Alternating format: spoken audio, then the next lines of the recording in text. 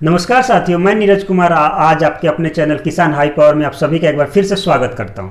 आज के वीडियो में हम जानने वाले हैं यूरिया के बारे में और यूरिया को खेतों में देने का सबसे बढ़िया समय क्या होता है और कैसे इसका इस्तेमाल किया जाए। तो चलिए शुरुआत करते हैं। और जैसा कि आप जानते हैं कि इस चैनल पे मैं कृषि से जुड़े हर तरह के वीडियो लाते रहता हूं, तो अभी तक आपने इस चैनल को सब्सक्राइब नहीं किया तो सब्सक्राइब कर लीजिए और नीचे दिए गए बेल बटन को दबा के सो दैट जो भी वीडियो आए यहाँ पे कृषि से जुड़े सबसे पहले आप तक पहुँचती रहे। जैसा कि आप जानते हैं किसी भी पौधे की पूर्ण ग्रोथ के लिए 16 प्रकार का न्यूट्रिएंट्स चाहिए होते हैं और इस 16 प्रकार के न्यूट्रिएंट्स को 3 भागों में डिवाइड किया गया है, जैसे प्राइमरी न्यूट्रिएंट्स, सेकेंडरी और टर्सरी। तो आपको शायद पता होगा कि प्राइमरी में जैसे नाइट्रोजन, फास्फोरस, पोटास आ गया, सेकेंडरी में आपका कैल्शियम, मैग्नीशियम, सल्फर आ गया। तो जो बाकी के 10 बच गए ये टर्सरी माइक्रोन्यूट्रिएंट्स में आते हैं, या जो सूक्ष्म पोषक तत्व हो गए जो बहुत ही कम चाहिए होता है पौधों को, ये उसमें आ जाते हैं। तो अब बात करें जो प्राइमरी हमारा है नाइट्रोजन, फास्फोरस, पोटास, उसमें नाइट्रोजन की पूर्ति कैसे हो पौधे का, उसके लिए इस्तेमाल किया जो उर्वरक होता है उसको यूरिया कहा जाता है, या फिर यूरिया के रूप में पौधे तक नाइट्रोजन की पूर्ति कराया जाता है। तो अब बात करते हैं यूरिया ही क्यों।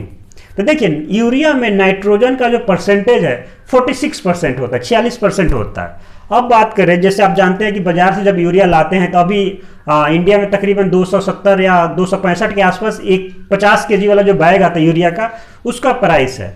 लेकिन इसका अल्टरनेट भी बहुत सारा बाजार में है, लेकिन वो यूरिया के मुकाबले थोड़ा महंगा है, जिसकी वजह से नाइट्रोजन की पूर्ति के लिए लोग या किसान यूरिया का इस्तेमाल करते हैं। अब बात करते हैं यूरिया को कैसे खेतों में दिया जाए। तो देखिए यूरिया को खेतों तक पहुंचाने का 2 तरह का तरीका हो गया।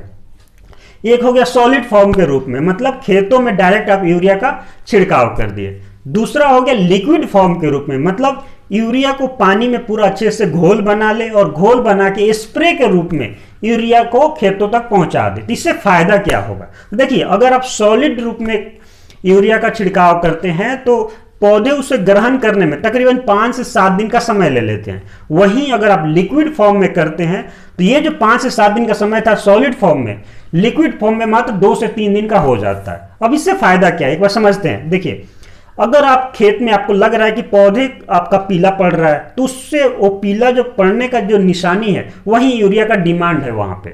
तो अगर आपका पौधा ऑलरेडी पीला हो गया, अगर लेट हो गया है, तो इसका मतलब पौधे को जल्दी से जल्दी यूरिया की जरूरत है, तो इसके लिए आप लिक्विड फॉर्म का इस्तेमाल कर सकते हैं। लेकिन अभी पौधा जस्ट पीला पड़ना शुरू हुआ है तो 4-5 दिन बाद उसको यूरिया की जरूरत है, तो आप सॉलिड फॉर्म में भी दे सकते हैं, तो काफी बढ़िया हो जाएगा। अब बात करते हैं अगर यूरिया आप खेत में दिए हैं तो कितने दिन तक यूरिया आपके खेतों में रहता है, चाहे आप कम दे या ज्यादा दे।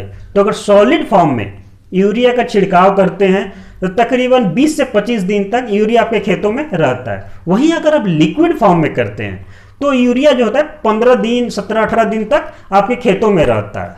तो अब बात हमें समझने वाली कब दे। तो देखिए जैसा कि आप जानते हैं कि जब पौधे पीला पड़ने लगे तो हमें यूरिया का छिड़काव करना चाहिए, चाहे सॉलिड हो या लिक्विड फॉर्म में। लेकिन हमें यहाँ पे समझना है कि कभी कभी किसान क्या करते हैं कि पेड़ पूरा हरियाली पे है तो उसी समय यूरिया का छिड़काव भी कर देते हैं। वो सबसे गलत है, क्योंकि जब पेड़ हरियाली से भरा हुआ हो उस समय उसको यूरिया की बिल्कुल भी जरूरत नहीं है, और उस समय आप यूरिया का छिड़काव करेंगे तो कहीं ना कहीं आपका पेड़ जलने लगेगा, मतलब धीरे धीरे मुरझाने जैसा बोल सकते हैं, या फिर थोड़ा पीलापन बाद में आना स्टार्ट हो जाएगा। इसीलिए जब पीला पड़ने लगे तो यूरिया का डिमांड का सही समय है और उस समय आप यूरिया का छिड़काव कर सकते हैं।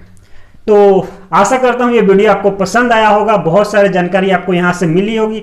और वीडियो पसंद आया हो तो एक बार लाइक कर दीजिए, साथ ही साथ आपके और भी किसान मित्र हैं उनको इस वीडियो को शेयर करें। और सबसे पहले अगर आपने अभी तक इस चैनल को सब्सक्राइब नहीं किया है तो सब्सक्राइब करके बेल आइकन को दबा ले, सो दैट आने वाले समय में बहुत सारे कृषि से रिलेटेड इस चैनल पे वीडियो आते रहते हैं। फर्टिलाइजर से रिलेटेड हो गया, फार्मिंग से रिलेटेड हो गया, स्मार्ट फार्मिंग से रिलेटेड हो गया, बहुत सारे आते रहते हैं और आने वाले भी हैं। तो सब्सक्राइब करके बेल आइकन को दबा दीजिए, सो दैट सबसे पहले वीडियो इस चैनल पे आपके तक पहुंचती रहे। तो चलिए जल्दी हम मिलते हैं दूसरे वीडियो में, तब तक के लिए इजाजत दीजिए हमें। नमस्कार।